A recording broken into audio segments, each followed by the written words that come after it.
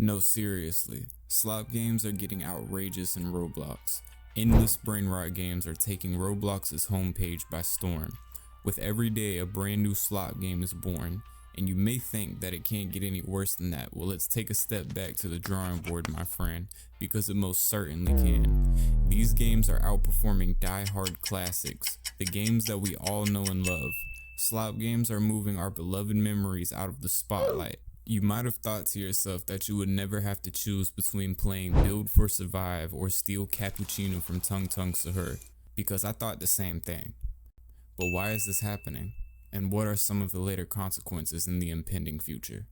Well, to kick us off, let's put this into retrospect and understand what we're talking about by getting comfortable with the term Retroslop. Retroslop is a loosely defined term in the Roblox community that was popularized in 2023 that stands for a Roblox avatar that is made to display a classic or retro appearance, but turned out to look inauthentic or quote-unquote sloppy. Retroslop was a trend on platforms such as TikTok where users would make fun of or shed hate onto players who did not meet their ideals of a retrospective aesthetic.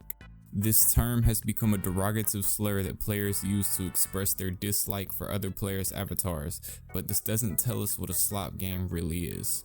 Well, with our newfound key terms being inauthentic and sloppy, if we apply these terms to a game, we'll acquire a new product called a slop game. Slop games are usually games with the same concept but different attributes. So to establish a foundation, let's pay a visit to Steal a Brain Rot. Published by Brazilian Spider in 2025, it is a well-known simulation game where you must defend your base from players trying to steal your brain rots.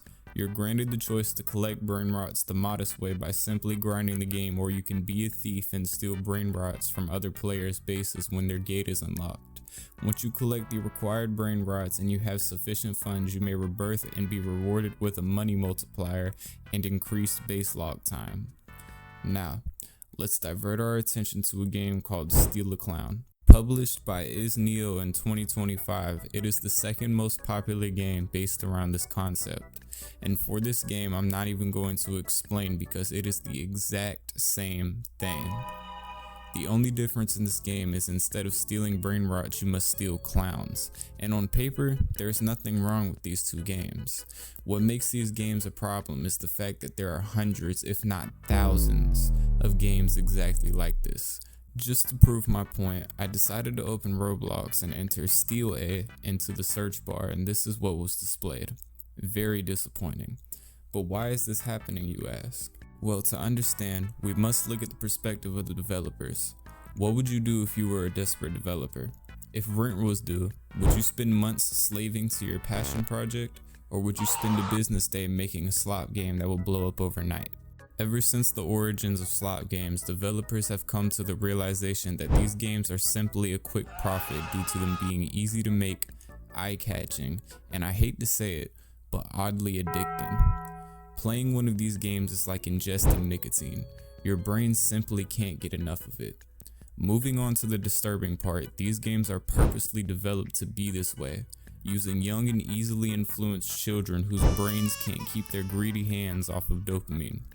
These children are playing for hours on a daily basis, ultimately making the developers richer by the day, and it's a sad reality we all live in. To paint the picture for you, I decided to sit down and sacrifice my attention span by playing some slop games. After the games are played, I'll judge these games by using the slopometer. The slopometer is like any other measurement scale you would use to judge something.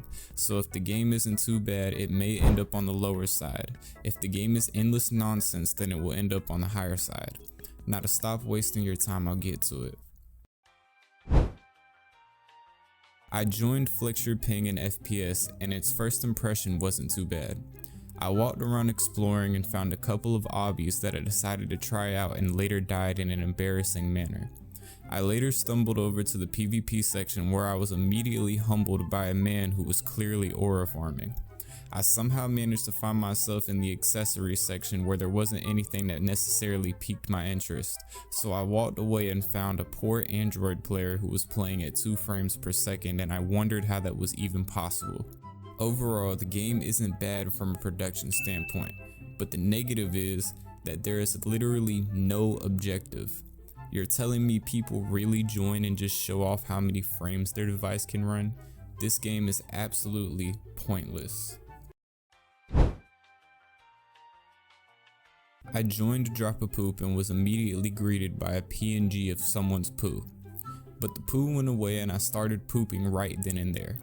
I decided to try hard, gaining some beautiful giga pushes, and upon completion my poo fell on the ground.